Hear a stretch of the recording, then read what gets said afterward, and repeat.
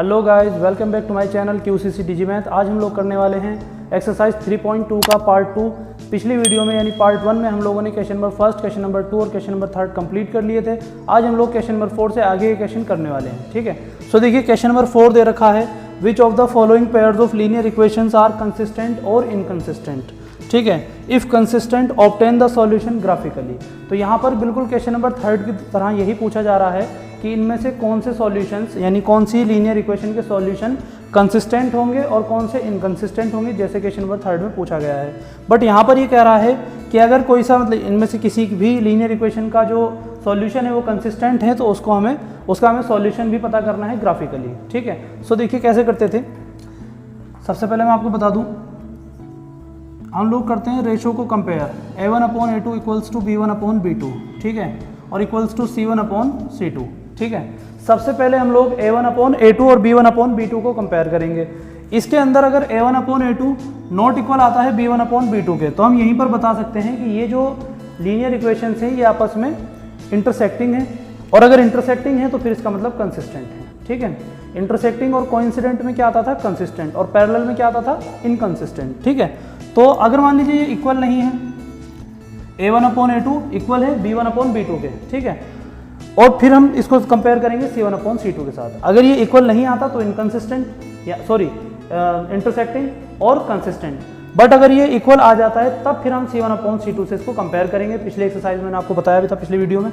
ठीक है, फिर इसको कंपेयर करेंगे। अगर ये तीनों ही रेशो इक्वल आ जाते हैं तो ये लाइंस कहलाएंगी कोइंसिडेंट, और कोइंसिडेंट अगर ये लाइंस होंगी तो फिर इसका मतलब ये कंसिस्टेंट है। इंटरसेक्टिंग और जो कोइंसिडेंट लाइन होती हैं वो आपस में कंसिस्टेंट होती हैं, और जो पैरेलल लाइन है वो आपस में इनकंसिस्टेंट होती हैं। ठीक है, और अगर ये इक्वल नहीं आया C1/C2 के, मतलब A1/A2 तो इक्वल आ गया B1/B2 के, बट C1/C2 इन दोनों के इक्वल नहीं आया तो फिर ये पैरेलल लाइन होंगी और फिर ये इनकंसिस्टेंट भी कहलाएंगे। ठीक है, सो देखिए सबसे पहला देखिए दे रखा है रेशो। इनको सबसे पहले हम स्टैंडर्ड फॉर्म में इनको लिख लेंगे। जैसे ये दे रखा है x + y = 5, तो हम 5 को इधर ले आएंगे, माइनस का हो जाएगा इक्वल्स टू 0।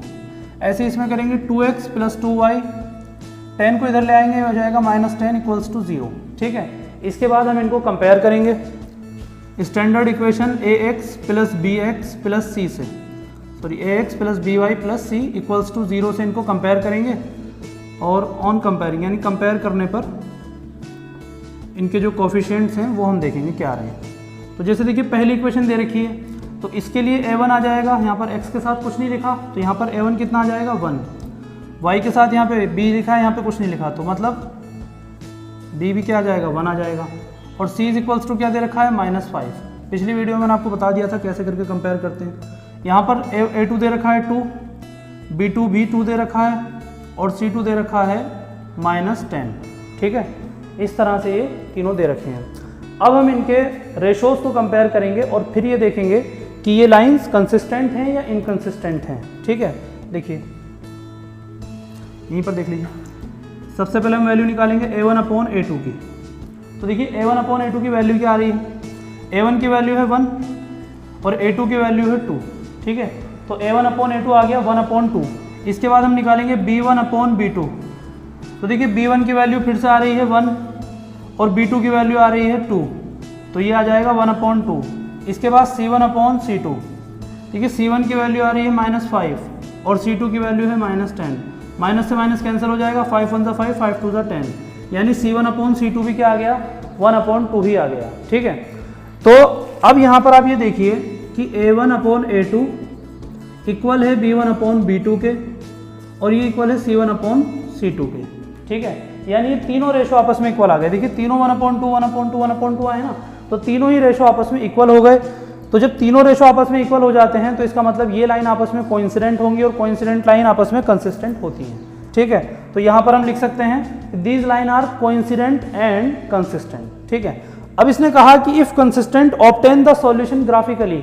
अगर लाइन कंसिस्टेंट आ रही हैं तो फिर उसका जो सॉल्यूशन है वो ग्राफिकली हमें फाइंड आउट करके दिखाइए। तो देखिए कैसे करते हैं।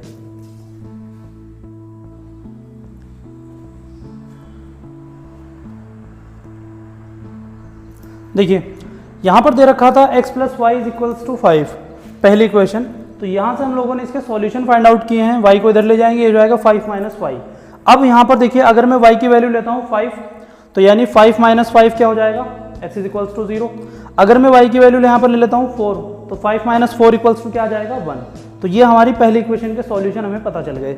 इसके बाद देखिए दूसरी इक्वेशन, इसमें दे रखा है 2x plus 2y equals to 10। यहाँ से हम 2y को उधर ले जाएंगे और 2 का जो इसका कोफिशिएंट है उसकी मल्टीप्लाई से अपॉन में कर देंगे, तो ये हो जाएगा x is equals to 10 minus 2y upon 2। ठीक है, इसके बाद देखिए x अपॉन y, मतलब ये x और y के सॉल्यूशन। अगर मैं यहाँ पर y की वैल्यू लेता हूँ देखिए 4, तो 10 माइनस के 2y यानी 2 4 ज़ा 8, 10 माइनस 8 कितना हो जाएगा 2, और 2 अपॉन 2 मतलब यहाँ पे आ जाएगा 1। ठीक है, और अगर मैं y की वैल्यू लेता हूँ 3, तो फिर 3 2 ज़ा 6, 10 माइनस 6 इक्वल्स टू 4, और 4 अपॉन 2 मतलब यहाँ पे आ जाएगा 2। दोनों ही सॉल्यूशन में मिल गए। अब इनको हम ग्राफ पर रिप्रेजेंट कराकर इनके सॉल्यूशन पता लगा सकते हैं। ठीक है, देखिए यहाँ पर दे रखा है 0,5, क्या दे रखा है, पहला सॉल्यूशन 0,5 यानी x पर 0 और y पर 5 यानी यहाँ पे आ जाएगा। ठीक है, ये हो जाएगा हमारा पहला पॉइंट। इसके बाद दूसरा देखिए 1,4, x पर 1 और यहाँ पर 4, तो ये आ जाएगी हमारी लाइन। इसको हम इस तरह से डिनोट करा सकते हैं। ठीक है, ये आ गई हमारी पहली लाइन जो रिप्रेजेंट करती है पहली इक्वेशन को। इसके बाद दूसरी इक्वेशन का सॉल्यूशन देखिए 1,4 और 2,3। ठीक है, तो 1,4 तो देखिए यहीं पर आ जाएगा और 2,3 x पर 2 और y पर 3 आ जाएगा यहाँ पर, यानी ये भी इक्वेशन ऐसे ही आ जाएगी। अब क्योंकि देखिए ये कोइंसिडेंट लाइन थी तो ये एक दूसरे के ऐसे ऊपर आ गई है। ठीक है, अब इसका सॉल्यूशन बहुत ज़्यादा हो सकते हैं, है ना, आपको पता ही है जो हमारी कोइंसिडेंट लाइन होती हैं उनके सॉल्यूशंस इनफाइनाइट होते हैं। ठीक है, तो एक सॉल्यूशन नहीं होगा, यहाँ पर बहुत सारे सॉल्यूशन हो सकते हैं। ठीक है, तो इस तरह से देखिए आपको रिप्रेजेंट करानी है। इसके बाद देखते हैं इसी का एक और पार्ट, फिर इसके बाद नेक्स्ट क्वेश्चन पे बढ़े। देखिए फोर्थ क्वेश्चन के सेकंड पार्ट में दे रखा है x minus Y equals to 8, 3x minus 3y equals to 16। यहाँ पर दो लीनियर इक्वेशन दे रखी हैं। पहले हमको ये बताना है कि ये कंसिस्टेंट है या इनकंसिस्टेंट है, उसके बाद हमें अगर ये कंसिस्टेंट हैं तो इनका फिर सॉल्यूशन फाइंड आउट करना है। ठीक है, देखिए सबसे पहले इनको वही स्टैंडर्ड फॉर्म में लिखेंगे, x माइनस वाई, इसको उठा कर इधर लाएंगे, हो जाएगा माइनस 8 इक्वल्स टू बचेगा 0। फिर यहाँ पर देखिए 3x माइनस 3y, इसको उठाकर इधर लाएंगे, आ जाएगा माइनस 16 इक्वल्स टू 0। ठीक है, इस तरह से। इसके बाद इसको हम स्टैंडर्ड इक्वेशन से कंपेयर करें।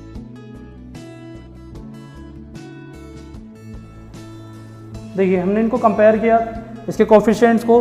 पहली इक्वेशन के लिए a1 आ रहा है 1, b1 आ रहा है, देखिए यहाँ पे माइनस दे रखा है, y के साथ कोई कोफिशिएंट नहीं लिखा तो 1 आएगा और साथ में माइनस आएगा।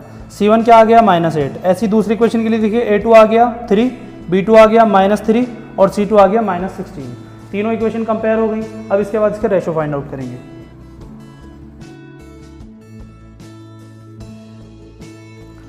देखिए इसके बाद हम लोगों ने इसके रेशोज भी फाइंड आउट कर लिए हैं, जैसे a1 अपॉन a2 आ गया 1/3, b1 अपॉन b2 आ गया -1 अपॉन -3, तो माइनस से माइनस कैंसिल हो जाएगा, आ जाएगा 1/3। c1 अपॉन c2 आ गया -8/16, तो माइनस से माइनस कैंसिल, 8 1 8, 8 2 16 यानी 1/2 आ जाएगा। ठीक है, इस तरह से हम लोग इसके रेशोज को भी कंपेयर कर सकते हैं। ठीक है, अब कंपेयर करने के बाद ये देखिए a1 अपॉन a2 इक्वल है b1 अपॉन b2 के, तो दोनों की वैल्यू 1/3 है ना, तो यानी a1 अपॉन a2 इक्वल आ गए b1 अपॉन b2 के। देखिए a1 upon a2 equals to b1 upon b2। अगर ये नॉट इक्वल आ जाता तो यहीं पर लाइन इंटरसेक्टिंग हो जाती, बट अगर ये इक्वल नहीं आया तो अब हमें c1 अपॉन c2 को भी कंपेयर करना पड़ेगा। बट हमने देखा c1 अपॉन c2 की वैल्यू आ रही है 1/2, यानी ये इक्वल नहीं होगा, ये इक्वल नहीं होगा इस रेशो के। तो देखिए a1 upon a2 equals to b1 upon b2 not equals to c1 upon c2, मतलब ये रेशो आपस में बिल्कुल इक्वल नहीं है। a1 upon a2 b1 upon b2 के इक्वल है, but c1 upon c2 equal नहीं है। तो ये कंडीशन हमारी बन जाती है पैरेलल लाइंस की। ठीक है, तो लिख देंगे लाइंस आर पैरेलल, और पैरेलल लाइंस जो होती हैं वो होती हैं इनकंसिस्टेंट, तो एंड इनकंसिस्टेंट। ठीक है, अब अगर ये इनकंसिस्टेंट है या पैरेलल हैं तो फिर इनके जीरो सॉल्यूशन होंगे, तो इसको ग्राफिकल मेथड से हम सॉल्यूशन भी कहाँ फाइंड आउट कर पाएंगे। ठीक है, इसलिए क्वेश्चन में दे रखा है कि अगर कंसिस्टेंट है तब आपको ग्राफिकली इसका सॉल्यूशन फाइंड आउट करना है, अदरवाइज नहीं करना है। ठीक है, तो ये इनकंसिस्टेंट लाइन आई गई, हमें यहाँ पर इसका ग्राफिकल मेथड से कोई भी इसका सॉल्यूशन फाइंड आउट करने की जरूरत नहीं, क्योंकि कोई सॉल्यूशन होगा ही नहीं। ठीक है, इसके बाद देखते हैं इसका। तो देखिए क्वेश्चन नंबर 4 का अब हम लोग करने जा रहे हैं थर्ड पार्ट में दे रखा है 2x plus Y minus 6 equals to 0 और 4x minus 2y minus 4 equals to 0। यानी यहाँ पर दो linear equation as it is दे रखी है, जैसे पहली क्वेश्चन में दे रखी थी।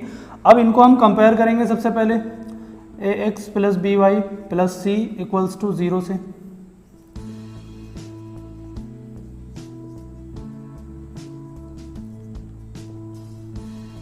तो देखिए सबसे पहले a1 क्या आ जाएगा यहाँ पर इक्वल्स टू 2, b1 y के साथ कोई कोफिशिएंट नहीं दे रखा तो 1, और c इज इक्वल्स टू यानी c1 इज इक्वल्स टू यहाँ पे आ जाएगा -6। ऐसी दूसरी इक्वेशन को कंपेयर करेंगे तो a2 दे रखा है 4, b2 दे रखा है यहाँ पर -2 और यहाँ पे c2 दे रखा है -4।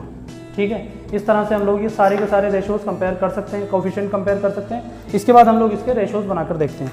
तो देखिए दे रखा है यहाँ पे a1/a2 पहला रेशो। तो देखिए a1 है 2 और a2 है 4, 2 1 ज़ा 2, 2 2 ज़ा 4, तो ये आ जाएगा 1/2। ठीक है, क्या आ गया ये 1/2। इसके बाद देखिए b1/b2,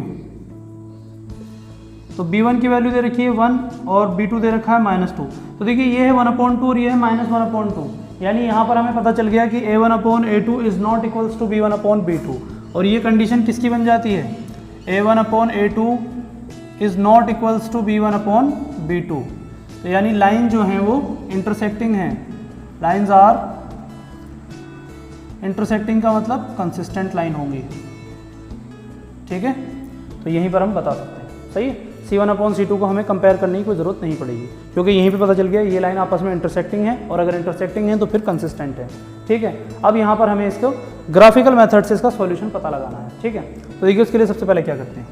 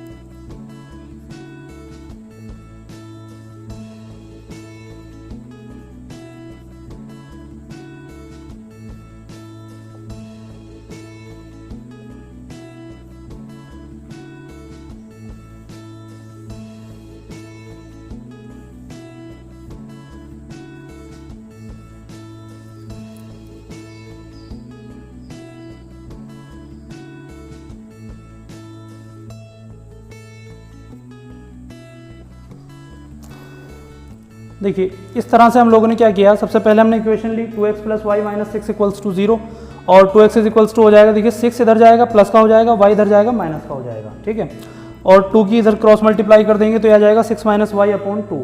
सही है, अब देखिए सबसे पहले अगर मैं y को 2 लेता हूँ तो 6 - y मतलब 6 - 2 कितना बचेगा 4, और अपॉन में क्या है 2, तो 4/2 का मतलब क्या होता है 2, है ना, 2 2 = 4। और अगर मैं y की वैल्यू लेता हूँ 4 तो 6 - 4 क्या बचेगा 2, मतलब 2/2, तो 2 2 = 2 1 = 2, तो यहाँ पर x की वैल्यू आ जाएगी 1। ऐसे ही हमने सेकंड इक्वेशन को भी सॉल्व किया है, 4x - 2y - 4 = 0, दोनों को इधर ले जाएंगे, 2y को भी और 4 को भी, तो 4 भी प्लस का हो जाएगा, 2y भी प्लस का हो जाएगा, तो यह आ जाएगा 4x = 4 + 2y।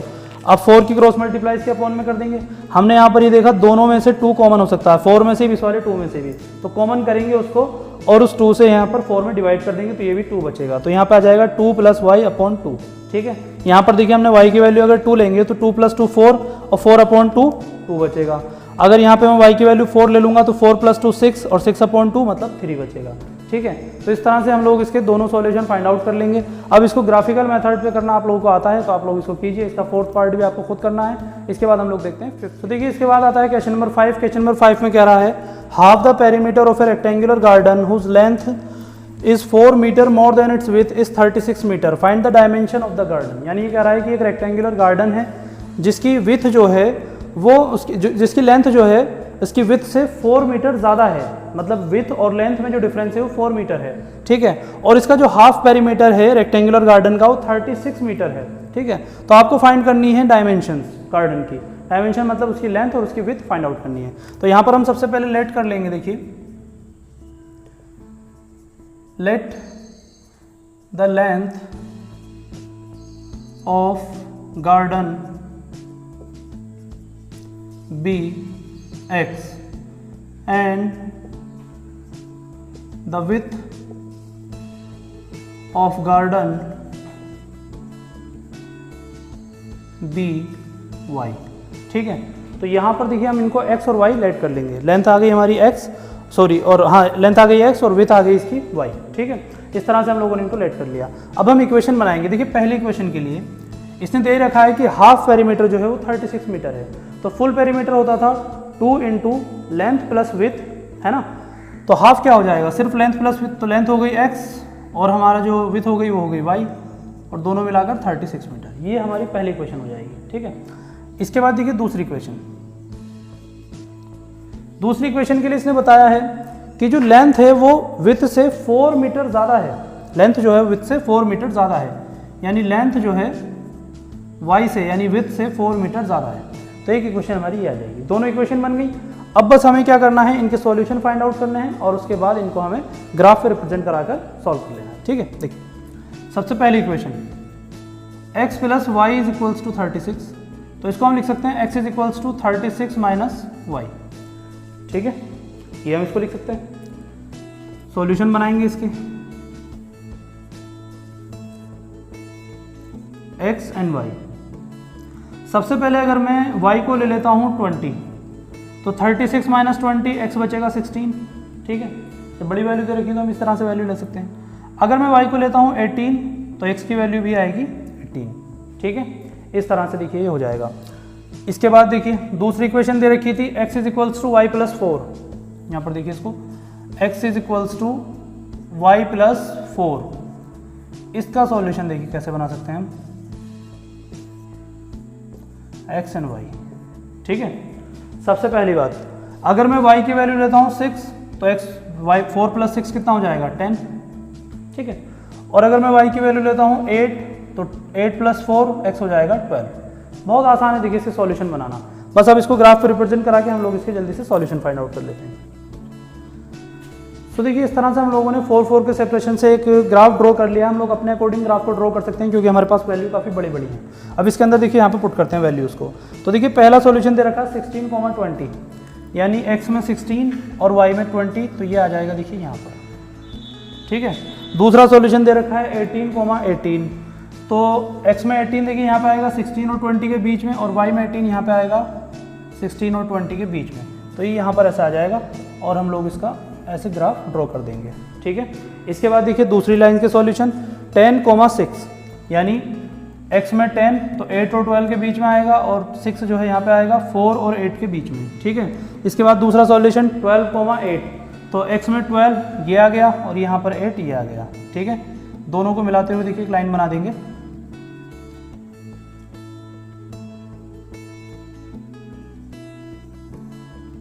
देखिए यहाँ पर जो होगा ये हमारा सॉल्यूशन आ जाएगा। ठीक है, इस पॉइंट पर दोनों लाइन एक दूसरे को इस पॉइंट पर इंटरसेक्ट करती हैं, तो यही होगा हमारा सॉल्यूशन। ठीक है, अब इस पॉइंट को देखिए ज़रा, यहाँ पर तो ये आ रहा है 20 पर और यहाँ पर आ रहा है ये 16 पर। ठीक है, तो 20, 16 यही हमारे सॉल्यूशन हो जाएंगे। देखिए इंटरसेक्शन पॉइंट निकालेंगे, या पॉइंट ऑफ इंटरसेक्शन भी कह सकते हैं। ये आ गए 20, 16, जहाँ पर x जो है वो 20 है और y जो है ये 16 है। ठीक है, यानी x की वैल्यू 20 आ जाएगी और y की वैल्यू 16 आ जाएगी। ठीक है, इस तरह से हम इसको सॉल्व कर सकते हैं। इसके बाद हम लोग देखेंगे, इसके बाद आता है क्वेश्चन नंबर 6। क्वेश्चन नंबर 6 में कह रहा है given the linear equation 2x + 3y - 8 = 0, right another linear equation in two variables such that the geometrical representation of the pair so formed is intersecting line, parallel line, coincident line। यानी ये तीन अलग अलग cases they रखे हैं कि हमारे पास देखिए एक लीनियर इक्वेशन है, दूसरी ऐसी लीनियर इक्वेशन आप बताइए कि दोनों की जो ग्राफिकल रिप्रेजेंटेशन हो वो इंटरसेक्टिंग लाइन वाली हो, या फिर पैरेलल लाइन वाली हो, या फिर कोइंसिडेंट लाइन वाली हो। ठीक है, तीनों के लिए अलग अलग पार्ट दे रखा है। तो सबसे पहले हम लोग देखते हैं इंटरसेक्टिंग लाइन्स के लिए। सो देखिए इंटरसेक्टिंग लाइंस के लिए सबसे पहले दे रखा है 2x + 3y और -8, पहले तो हम क्या करते हैं, इसके हम लोग जो कोफिशिएंट्स हैं उनको कंपेयर कर लेते हैं। तो कंपेयर करेंगे, देखिए ax प्लस बी वाई और प्लस सी के साथ। तो a1 आ जाएगा यहाँ पर 2, b1 आ जाएगा यहाँ पर 3 और c1 आ जाएगा यहाँ पर -8। ठीक है, इस तरह से हम लोग इनके कोफिशिएंट्स को कंपेयर कर सकते हैं। अब इसके बाद देखिए इंटरसेक्टिंग लाइंस के लिए, यानी 4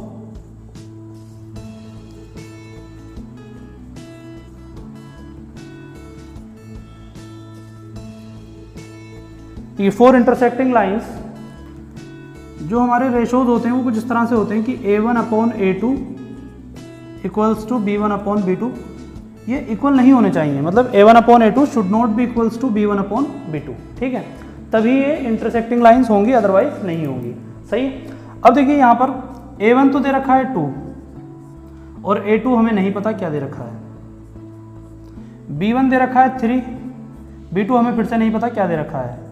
ठीक है, C2 की वैल्यू हम कुछ भी ले सकते हैं क्योंकि इंटरसेक्टिंग लाइन के लिए हमें C2 को कंपेयर नहीं करना पड़ता, हम सिर्फ इन्हीं को कंपेयर करते हैं। तो अब देखिए बस A2 और B2 की ऐसी वैल्यू लीजिए ताकि ये नॉट इक्वल ही रहे, इक्वल ना हो जाए।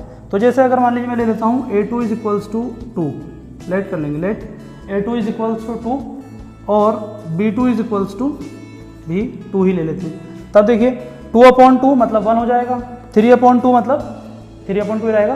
तो ये दोनों इक्वल नहीं होंगे। ठीक है, और C2 भी कुछ और ले लेते हैं, C2 ले लेते हैं मान लीजिए हम 1। ठीक है, कुछ भी ले सकते हैं C2 को, तो क्योंकि इंटरसेक्टिंग के लिए हमें C2 को कंपेयर नहीं करना पड़ता। ठीक है, अब देखिए इक्वेशन क्या हो जाएगी, अनदर लीनियर इक्वेशन। जो दूसरी इक्वेशन ये मांग रहा था वो क्या बन जाएगी, अनदर लीनियर इक्वेशन। ठीक है, तो देखिए लीनियर इक्वेशन की standard form ax plus B Y और प्लस सी इक्वल्स टू 0। तो देखिए यहाँ पर दे रखा है a2 कितना लिया था हमने 2, तो a की जगह क्या रख देंगे यहाँ पर 2x प्लस b की जगह क्या रख देंगे यहाँ पर 2, तो हो जाएगा 2y और प्लस c की जगह क्या रख देंगे यहाँ पर 1, तो +1 इक्वल्स टू 0। तो देखिए ये हो जाएगी हमारी लीनियर इक्वेशन। अब जरूरी नहीं कि यही आंसर आपका बुक में आए या आपका जो आंसर आए वो कुछ अलग है, मतलब यहाँ पे आप कोई भी ऐसी वैल्यू लेनी है बस जो इक्वल ना कर दें, इसको नॉट इक्वल ही रहना चाहिए। ठीक है, तो कोई भी वैल्यू ले सकते हैं, बहुत सारी डिफरेंट वैल्यूज हो सकती है, तो बहुत सारी डिफरेंट इक्वेशन भी बन सकती है। ठीक है, करना आपको ये इसी मेथड से। इसके बाद देखते हैं पैरेलल लाइन। देखिए अब देखते हैं पैरेलल लाइंस के लिए। पैरेलल लाइन में फिर से वही करेंगे, पहले इस इक्वेशन को उतारेंगे 2x plus 3y minus 8 equals to 0। ठीक है, अब क्या करेंगे, इस इक्वेशन के फिर से हम लोग रेशोज को, सॉरी कोफिशिएंट्स को कंपेयर करेंगे। तो ये आ जाएगा ax plus B Y plus C और इक्वल्स टू 0। तो देखिए a इज इक्वल्स टू आ जाएगा 2, b इज इक्वल्स टू आ जाएगा 3 और c इज इक्वल्स टू आ जाएगा -8। ठीक है, इस तरह से देखिए हम लोग ये रेशो, इसके कोफिशिएंट्स को कंपेयर कर सकते हैं। अब क्या करना है पैरेलल लाइन के लिए,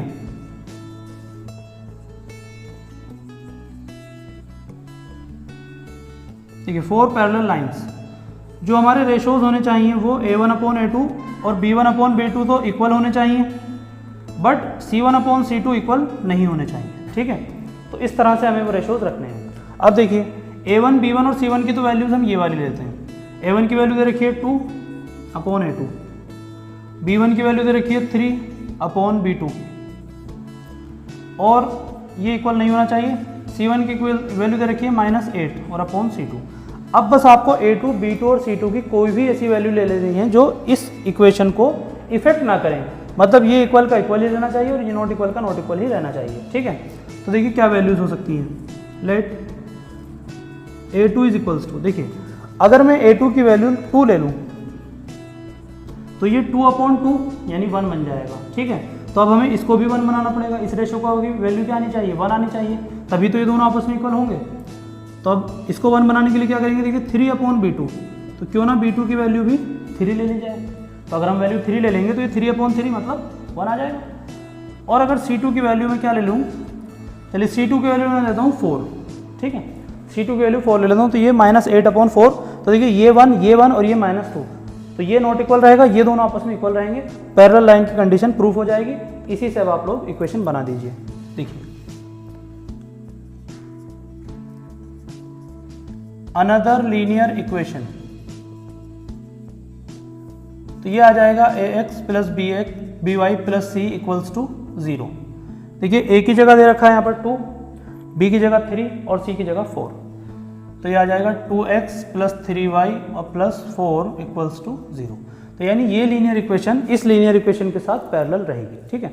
और भी लीनियर इक्वेशन हो सकती हैं इसकी जगह पे, क्योंकि आप ये वैल्यूज कुछ भी ले सकते हैं, ठीक है। तो वो मैंने भी बताया कि ये मतलब कुछ भी डिफरेंट आ सकता है। इसके बाद देखते हैं थर्ड और लास्ट कोइंसिडेंट लाइन, ठीक है। इसके बाद आते हैं कोइंसिडेंट लाइन। कोइंसिडेंट लाइन के लिए फिर से वही करेंगे, 2x प्लस 3y और माइनस 8 इक्वल्स टू 0। रेशोज को कंपेयर करेंगे ax plus by plus c के अकॉर्डिंग। तो देखिए यहाँ से a1 आ जाएगा 2, b1 आ जाएगा 3 और c1 आ जाएगा यहाँ पर माइनस 8, ठीक है। अब इसकी कोइंसिडेंट लाइन की कंडीशन क्या होती है, 4 कोइंसिडेंट लाइंस, 4 कोइंसिडेंट लाइंस, ठीक है। कोइंसिडेंट लाइंस के लिए क्या होता है, देखिए a1 अपॉन a2 इक्वल आना चाहिए b1 अपॉन b2 के, और ये इक्वल आना चाहिए c1 अपॉन c2 के। तो ये सारी चीज़ें इक्वल आनी चाहिए, ठीक है। a1 की वैल्यू हो जाएगी 2 अपॉन a2, b1 की वैल्यू 3 अपॉन b2 और c1 की वैल्यू है माइनस 8 अपॉन c2, ठीक है। ये वैल्यूज़ आ गई। अब इसको कुछ इस तरह से आपको a2, b2 और c2 की वैल्यूज़ रखनी है ताकि ये सारे के सारे जो रेशोज़ हैं वो इक्वल रहें, ठीक है। तो देखिए क्या वैल्यूज़ रख सकते हैं, लेट मैंने कहा a2 की वैल्यू 2 रख लेता हूँ, तो ये 2 अपॉन 2 क्या हो जाएगा 1। b2 की वैल्यू 3 रख लेता हूँ, तो ये 3 अपॉन 3 क्या हो जाएगा 1। और c2 की वैल्यू रख देते हैं माइनस 8, तो माइनस 8 अपॉन माइनस 8 भी क्या हो जाएगा 1 हो जाएगा, ठीक है। तो ये सारे के सारे रेशियोज आपस में इक्वल हो जाएंगे। अब इक्वेशन कैसे बनाएंगे इसकी, देखिए अनदर लीनियर इक्वेशन, तो यही आ जाएगा फिर से, देखिए ax plus by plus c equals to 0।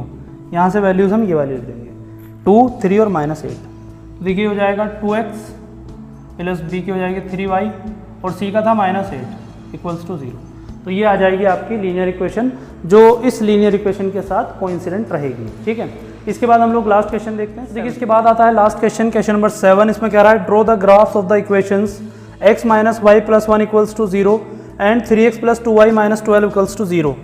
Determine the coordinates of the vertices of the triangle formed by these lines and the x axis and shade the triangular region. यानी ये कह रहा है कि हमारे पास दो लीनियर इक्वेशन है, एक ये और एक ये, ठीक है। दोनों लीनियर इक्वेशन और x एक्सिस मिलकर एक ट्राइंगल बनाएंगे, ठीक है। उस ट्राइंगल के वर्टिसेस के कोऑर्डिनेट्स आपको बताने हैं और उस ट्राइंगल को आपको शेड करना है, ठीक है। सो देखिए कैसे करते हैं। सबसे पहले इक्वेशन दे रखी है x minus Y plus 1 equals to 0। इन दोनों को उठाकर उस साइड ले जाएंगे तो ये आ जाएगा x is equals to Y minus 1, minus का वाई प्लस का हो जाएगा, प्लस का 1 माइनस का हो जाएगा, ठीक है, इक्वल्स टू के दूसरी साइड जाने पर। अब देखिए इसके जो हमारे पास सॉल्यूशन आ सकते हैं वो क्या क्या आ सकते हैं। बहुत इजी सॉल्यूशन इसके होंगे x और y के। देखिए अगर y की वैल्यू मैं लेता हूँ 3 तो x की वैल्यू हो जाएगी 2, 3 माइनस 1 है ना। और अगर मैं y की वैल्यू लेता हूँ 4 तो 4 माइनस 1 3, ये हो जाएगी x की वैल्यू, ठीक है। इसके बाद देखिए दूसरी इक्वेशन दे रखी है 3x plus 2y minus 12, 3x plus 2y और माइनस 12 इक्वल्स टू 0। तो यहाँ से हम क्या करेंगे 3x इज इक्वल्स टू, इन दोनों को उठाकर उधर ले जाएंगे तो 12 हो जाएगा प्लस का, क्योंकि माइनस का है यहाँ पर। जब ये उधर जाएगा तो ये हो जाएगा माइनस का 2y और 3 की मल्टीप्लाई इसके अपॉन में कर देंगे तो ये आ जाएगा 12 माइनस 2y अपॉन 3, ठीक है। इसके बाद देखिए सॉल्यूशन बनाएंगे इनके, तो x और y में देखिए सॉल्यूशन बनाएंगे। सबसे पहले अगर मैं y की वैल्यू ले लेता हूँ 3 तो 3 टू था 6 और 12 माइनस 6 ही बचेगा, 6 अपॉन 3 क्या आ जाएगा 2। इसके बाद अगर मैं वैल्यू ले लूँ यहाँ पर y की 0 तो 2 इंटू 0 मतलब ये 0 हो जाएगा, तो यहाँ पर बचेगा 12 अपॉन 3 मतलब ये x की वैल्यू आ जाएगी 4। तो देखिए हमारे पास दोनों ही लीनियर इक्वेशन के सॉल्यूशन आ गए। अब हम इसको ग्राफ पर रिप्रेजेंट करा सकते हैं। देखिए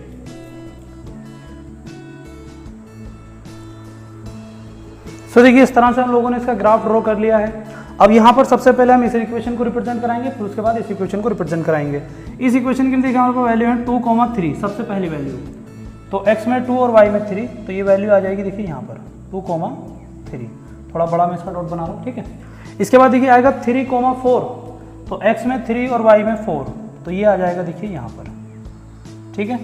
इसकी जो हम इक्वेशन बनाएंगे वो इस तरह से बनाएंगे। अच्छा मेक श्योर कीजिएगा कि ये इक्वेशन जो है, मतलब सॉरी, ये जो लाइन है आपकी जो पहली इक्वेशन को रिप्रेजेंट कर रही है, ये आपकी पूरा x एक्सिस को काटती हुई जाए, ठीक है, इस तरह से। तभी आपका जो ट्राइंगल है वो बन पाएगा, अदरवाइज नहीं बनेगा। ठीक है, इसके बाद देखिए दे रखा है यहाँ पे 2,3, तो 2,3 तो फिर से यहीं पर आएगा दूसरी इक्वेशन के लिए भी।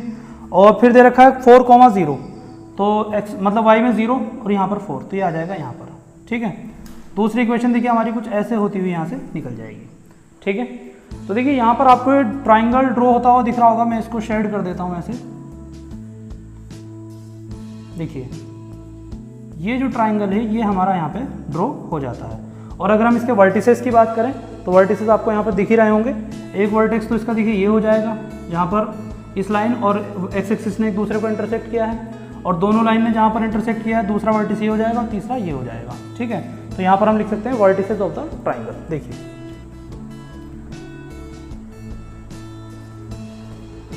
वर्टिसेस क्या क्या हो जाएंगे, एक तो ये हो जाएगा देखिए 2,3, x में 2 y में 3, एक ये हो जाएगा -1,0 और दूसरा ये हो जाएगा यहाँ पर 4,0।